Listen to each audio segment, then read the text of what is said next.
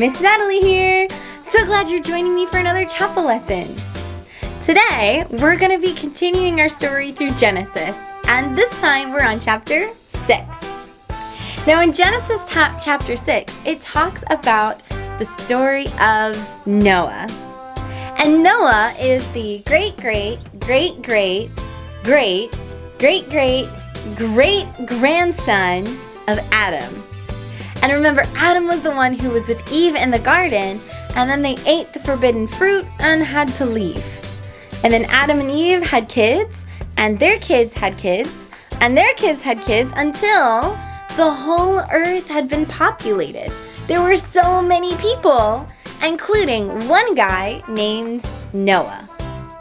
Now, Noah was special because he could still hear God's voice and still obeyed and loved God.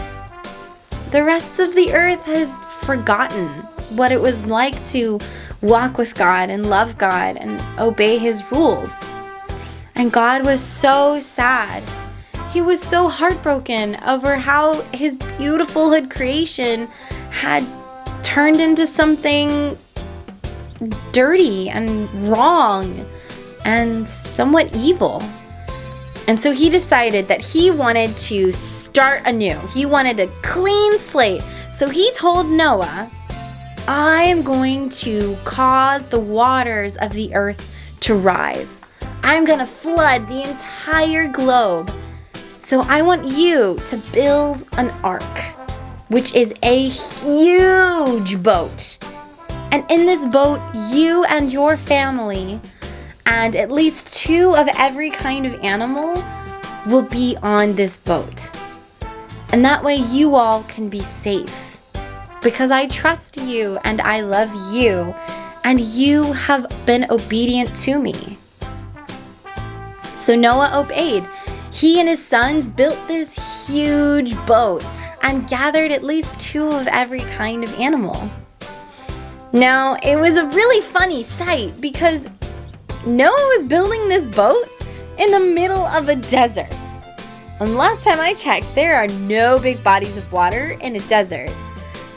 But Noah was obedient anyway, even though people were laughing at him and made fun of him and called him crazy for doing it. Noah obeyed God and listened to that voice and ignored all the rest. And sure enough, once it was completed and Noah had at least 2 of every kind of animal, Noah started feeling drops on his face. And then the rains came and the waters began to rise. So we're gonna be the rain. So I need you all to take your hands and you're gonna start going like this on your lap. So it'll make a pitter-patter sound. And at first it was kind of a slow pitter-patter. And then the rains came louder and faster and stronger, and it was a whole flood, and it rained like that for 40 days and 40 nights.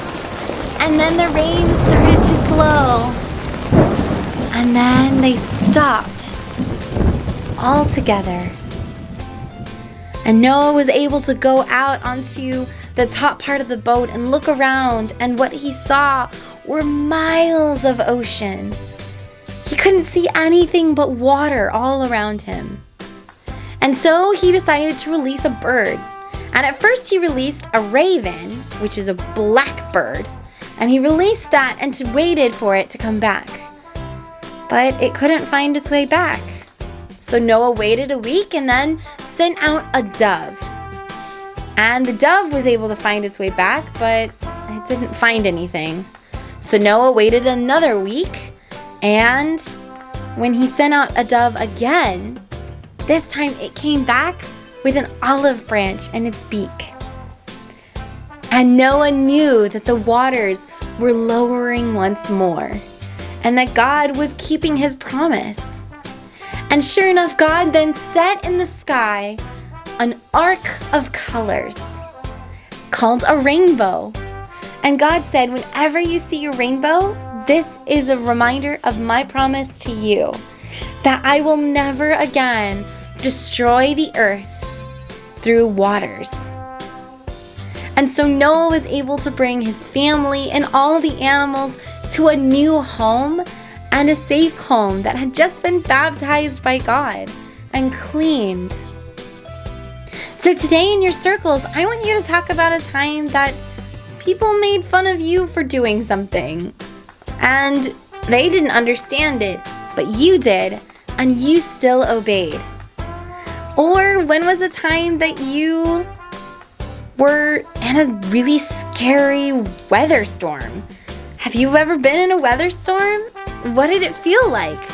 Was it like Noah, or was it a little bit different? Share that with your teachers and with your classmates. And for your God sightings this week, share about a time that you've seen God's promises come true. Have you seen a rainbow? What other signs has God given us of His promise? Talk about that in your class with your classmates and your teachers, and then I will see you all next week. Bye!